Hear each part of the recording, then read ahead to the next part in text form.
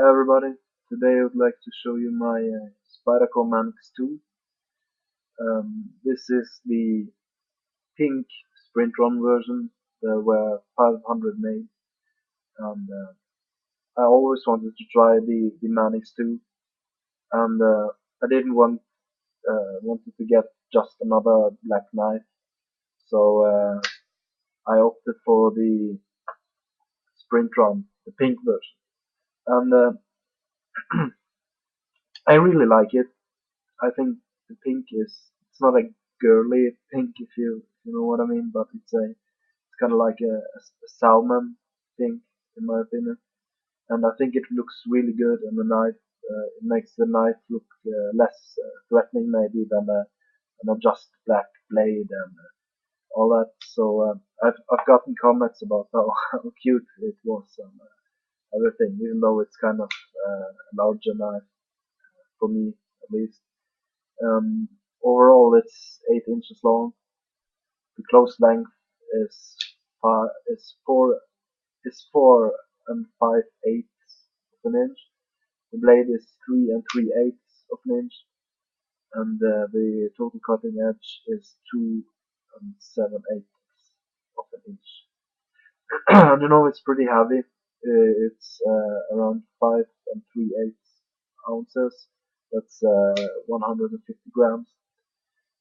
Compared to other knives like this family tool, which is in similar size, uh, this one here is rather heavy, and you definitely notice it when carrying it in your pocket. But in my opinion, it doesn't matter. I don't really carry this as much as my other knives, so it doesn't really matter. But I really like this one. Um, the blade is 154 cm. In my opinion, it's a good steel. Uh, this is the only knife I have with 154 cm, and I can get a really nice fine edge on it, and it's razor sharp. It doesn't stay as long sharp as 30V in my opinion, but I've got nothing bad to say about it. Also, I always wanted to try the saber grind Spyderco has. That's why I did get this one uh, instead of one of the sprint runs with the full flat ground. Uh, and that makes the spine of the knife really thick and goes down to a really fine edge here. So even though it's not the best slicer compared to the full flat ground of the paramilitary, but it's it's a good cutter in my opinion. It cuts wood really good. That's what I've been using it as a outdoors kind of blade, folder if you want to use a folder outdoors. But I've been using this for some like outdoors work. And I have larger hands. They are about extra large in gloves. Those one-way plastic gloves, and the knife fits my hand really well. It's very comfortable, like all Eric lesser designs. Like the Dodo, the Manix 2, the Polywog. They all fit your hand really well. They might look a bit weird, but in my opinion, it fits better than the paramilitary because it's a wider body of the blade. So it fits really, really well. It's really nice to hold it like this, the hammer grip. It's not as comfortable in the reverse grip because of the finger joint here. It doesn't make it as comfortable. If you want to cut like this, you get a lot of traction because you get a lot of power because the muscles on the back. I cut a lot of like this. But anyways, that's another video. Uh, you can choke up here on the finger joint. You can choke up really far on the blade, do some fine detail work, go all the way back. You can go even farther back, and that's where it rests there, so you can get some really good reach. It's not a chopper, but for small trees, it actually works. The lock is the ball bearing lock, or it's the improvised ball bearing lock.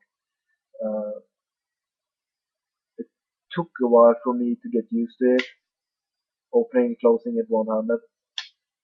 And, but now it's worked itself in, and I've loosened the pivot a bit, and it works really well. There's no blade play at all, which is very impressive because I have loosened the pivot, so it just glides smoother in and out. So I have loosened it a bit, and there's no blade play. It's rock solid. It's a very good lock design in my opinion. The clip is the standard Spyderco hourglass clip, and the lanyard hole is the large lanyard hole like the paramilitary 2 has. And it's a really good lanyard hole. I'm not a lanyard guy, but I appreciate that the large lanyard hole. The opening hole is the large opening hole like on the paramilitary 2 as well. Even with gloves, no problem opening it. With good traction. You can use it with gloves. You can actuate the lock with gloves. Everything. It's really good. There's some jimping down here, up here, here, and in the joint. So it's jimped out to the max, and that's okay.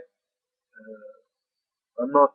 It doesn't matter for me whether it has jimping or not. They could have saved the jimping down here, but it adds to the traction. It doesn't get in the way, and for me that's not a problem. So yeah, it's somewhat a different knife because of the pink, and uh, it doesn't make you look girly or anything. If you're confident in yourself, you can carry a pink knife, you can carry purple knives, whatever. It's just to color up the collection a little bit, and I don't regret getting this. It's a nice knife. I've been thinking about getting the all black Manix too, so I can swap the blades. Pink body with black blade. Really cool. And of course, the handle skates are G10. Anyone didn't know, so it's G10. It provides really good traction. It's really easy to clean. You do see you do see that it gets dirty, but now you take a brush and a toothbrush, maybe an old one, and some soap, and you just scrub it, and it's good as new. So yeah, there haven't been a lot of Manix 2 reviews, especially there have been a lot of Manix 2 reviews, but not showing the pink one. So I thought this might interest some of you. Take care.